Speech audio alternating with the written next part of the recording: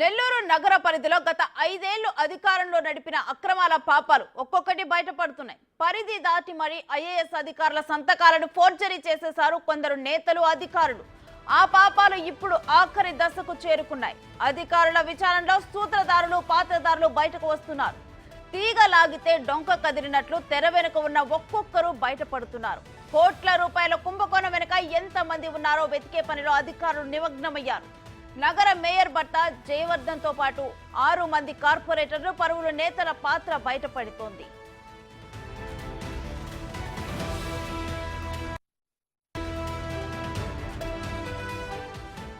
నెల్లూరు నగరపాలక సంస్థను అక్రమాలకు కేర్ ఆఫ్ అడ్రస్ గా మార్చారు వైసీపీ నేతలు.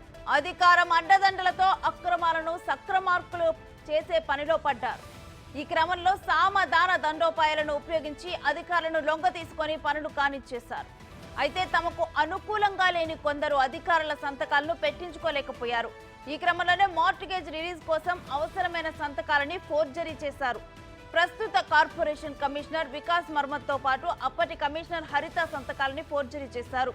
దీనిపై పెద్ద దుమారం చెలరేగింది. ఓ న్యాయవాది ఫిర్యాదు చేయడంతో అసలు విషయం బయటపడింది. తన సంతకాలను ఫోర్జరీ చేసినట్టు కమిషనర్ ఫిర్యాదు చేశారు.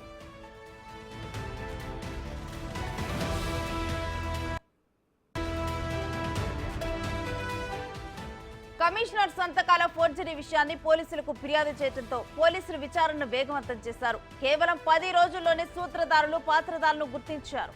ఈ వ్యవహారంలో ఇప్పటికే 2 టౌన్ ప్లానింగ్ అధికారులు, టౌన్ ప్లానింగ్ సెక్రటరీలను సస్పెండ్ చేశారు. సంతకాల ఫోర్జరీ వెనుక నగర మేయర్ శ్రవంతి భర్త జయవర్ధన్ పేరు ప్రధానంగా వినిపిస్తుంది. ఆయన ప్రోద్బలంతోనే ఫోర్జరీ సంతకాల తంతు యథేచ్ఛగా సాగినట్లు, ఫలితంగా కోట్ల రూపాయల కుంభకోణం జరిగినట్లు విచారణలో తేలింది.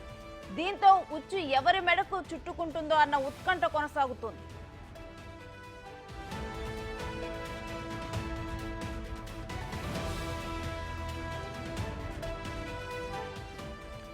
ఇప్పటి వరకు జరిగిన కేసు దర్యాప్తులో జయవర్ధన్ తో పాటు మరో 6 మంది కార్పొరేటర్ల పేరు ప్రధానంగా వినిపిస్తోంది.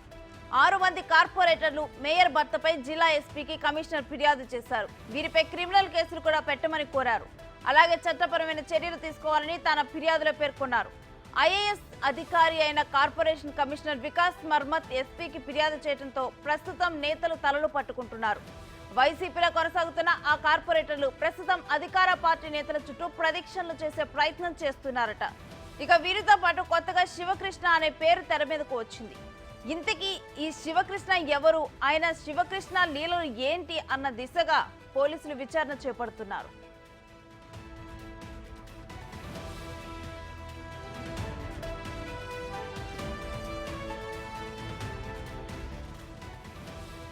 శివకృష్ణ నగర మేయర్ శ్రవంతి భర్త జయవర్ధన్ స్నేహితుడిగా పోలీసులు గుర్తించారు. జయవర్ధన్ కంటే కూడా శివకృష్ణ నగరపాలక సంస్థలో చక్రం తిప్పేలా వ్యవహార శైలి ఉందని విచారణలో ఆరోపణలు ఎదుర్కొంటున్న అధికారులే స్పష్టం చేశారు.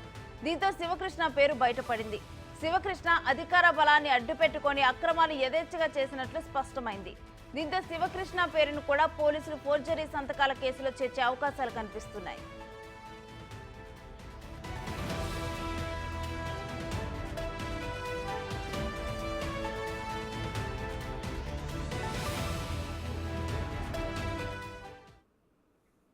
ఇంకా ఇదే అంశానికి సంబంధించి మరింత సమాచారం మా ప్రతినిధి సురేంద్ర అందిస్తారు. సురేంద్ర, ఫోర్జరీ అనేది కూడా చాలా పెద్ద నేరము. మరోవైపు చూసుకుంటే దీంట్లో అనేక మంది పేర్లు బయటకు వస్తున్నాయి. అసలు కంప్లీట్ డీటెయిల్స్ ఏంటి కేసు గురించి? రేణుశ్రీ ఏకంగా ఐఏఎస్ సంతకాన్నే ఫోర్జరీ చేసినటువంటి విషయం నెల్లూరు కార్పొరేషన్ లో కలకలం రేపుతుంది. ఇటు నెల్లూరు జిల్లాలోనే కాకుండా ఇటు ఏపీ మొత్తం మీద కూడా ఈ యొక్క విషయం అయితే చర్చనీయాంశంగా మారింది. ఏదైతే కార్పొరేషన్ ఫోర్జరీల కేసులో ఫోర్సు పెరగడంతో అదేవిధంగా గత వైసీపీ ప్రభుత్వంలో ఉన్నటువంటి కార్పొరేటర్లు, అదేవిధంగా వైసీపీకి సంబంధించినటువంటి కార్పొరేషన్ మేయర్ భర్త అయినటువంటి జయవర్ధన్ తో పాటు వారి ఫ్రెండ్ శివకృష్ణలో ఈ యొక్క ఫోర్జరీ సంతకాల్లో ప్రధానంగా ఉన్నట్టుగా కూడా తెలుస్తుంది. అయితే దానిపైన ఓ అడ్వకేట్ కాకుమురళి అనే వ్యక్తి కంప్లైంట్ ఇవ్వడం జరిగింది. కంప్లైంట్ ఇచ్చినప్పటి నుంచి 10 రోజుల పాటు దీనిపై విచారణ జరిగింది. ఈ విచారణ మొత్తం కూడా వికాస్ మర్మత్ కమిషనర్ అయినటువంటి వికాస్ మర్మత్ ఆధ్వర్యంలో జరిగింది. ఆ ఆధ్వర్యంలో జరిగినటువంటి ఏవైతే బిల్డింగులు ఉన్నాయో ఆ బిల్డింగులకి మార్టిగేజ్ అయితే ఫోర్జరీ చేసి సంతకాలు ఆ బిల్డింగులకి పర్మిషన్స్ ఇచ్చినట్టుగా కూడా తెలుస్తుంది. అయితే దీనిపైన ఇప్పటికే విజిలెన్స్ విచారణ కూడా దాదాపుగా పూర్తయినట్లు కూడా సమాచారం తెలుస్తుంది. విజిలెన్స్ విచారణలో ఎన్నో అక్రమాలు బయటపడినట్లు కూడా తెలియవస్తుంది. అయితే భవనాలు మార్టిగేజ్లు రిలీజ్ లో అప్పుడు గతంలో ఉన్నటువంటి డి హరిత, నేటి కమిషనర్ అయినటువంటి వికాస్ మర్మత్తల సంతకాలు ఫోర్జరీలు జరిగినట్లుగా కూడా ప్రాథమికంగా ఈ యొక్క దర్యాప్తులో పూర్తిగా వెల్లడయ్యాయి. దీంతో నగర కమిషనరు శనివారం దీనిపై క్రిమినల్ కేసు కూడా విచారణ చేపట్టమని జిల్లా ఎస్పీకి స్వయంగా ఫిర్యాదు చేయడం, ఈ కేసుకు సంబంధించినటువంటి ఇప్పటికే ఇద్దరు ఎవరైతే టౌన్ ప్లానింగ్ ఉన్నటువంటి అధికారులు మొత్తం 4 ఉన్నారు. వారిలో ఇద్దరు టౌన్ ప్లానింగ్ సెక్రటరీలు, ఇద్దరు టౌన్ ప్లానింగ్ అధ్యక్షులుగా ఉన్నటువంటి వారు ప్రవీణ్ కుమార్, దేవేందర్, అదే మరో ఇద్దరైతే నాగేంద్ర బాబు, కార్తీక్ మాల్వే అనే 4 కూడా ఈ యొక్క అధికారులు కూడా సస్పెండ్ అయినటువంటి విషయం తెలిసిందే. అయితే ఈ వారిని విచారించగా ఏదైతే లిఖిత పూర్వకమైనటువంటి వివరణ కోరగా ఇటు కమిషనర్ వారిని అయితే వివరణ కోరడం జరిగింది. కోరిన క్రమంలో ఈ కేసుపై కూడా క్రిమినల్ విచారణ జరిపించాలని స్వయంగా కమిషనరే జిల్లా ఎస్పీకి ఫిర్యాదు చేయడం జరిగింది. అంటే ఎవరినైతే అధికారులు ఎవరైతే ఉన్నారో వారిని విచారణ జరిపిస్తే మేము ఆ ఫలానా వైసీపీ కార్పొరేటర్లుగా ఉన్నటువంటి వారు మేయర్ భర్త అయినటువంటి జయవర్ధన్, అదేవిధంగా ఫ్రెండ్ అయినటువంటి శ్రీకృష్ణ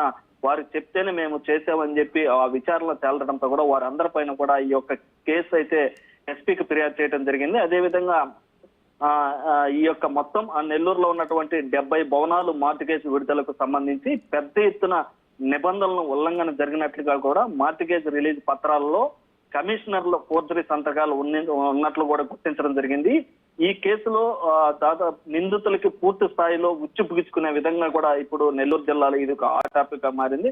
ముఖ్యంగా నగర మేయర్ భర్త జయవర్ధన్ ఒత్తిడి తీసుకురావడంతోనే, ఆయన ప్రమేయం వల్లే మేము కార్పొరేషన్ల మార్టిగేజ్ భవనాలకు సంబంధించిన నిబంధనలకు విరుద్ధంగా కమిషనర్ల సంతకాలను ఫోర్జరీలు చేసి విడుదల చేసినట్లుగా సస్పెండ్ అయినటువంటి అధికారులు ఎవరైతే ఉన్నారో వారిచ్చిన వివరణలు లిఖిత పూర్వకంగానే ఈ యొక్క కేసును కూడా ఇటు ఎస్పీకి ఫిర్యాదు చేయడం జరిగింది.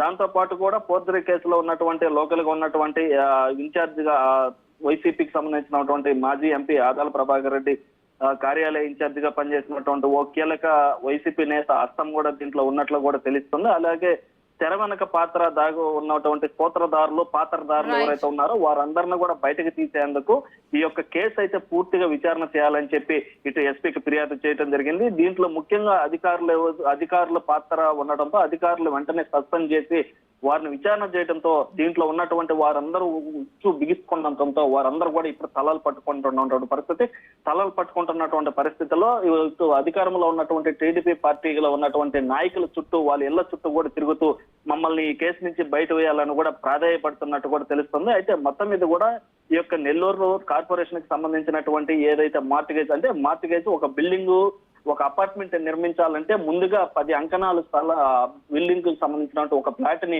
కార్పొరేషన్ పేరు మీద రిజిస్టర్ చేస్తారు. రిజిస్టర్ అయిన తర్వాత ఏవైతే టౌన్ ప్లానింగ్ ఇచ్చినటువంటి పర్మిషన్స్ ఏమన్నా ఉంటాయో, నిబంధనలు ఏవైతే ఉంటాయో వాటన్నిటిని అమల్లోకి తీసుకొని వాటి ద్వారా ఆ బిల్డింగ్ పూర్తయిన తర్వాత ఈ యొక్క మార్టిగేజ్ అయితే రిలీజ్ చేయాల్సి ఉంటుంది.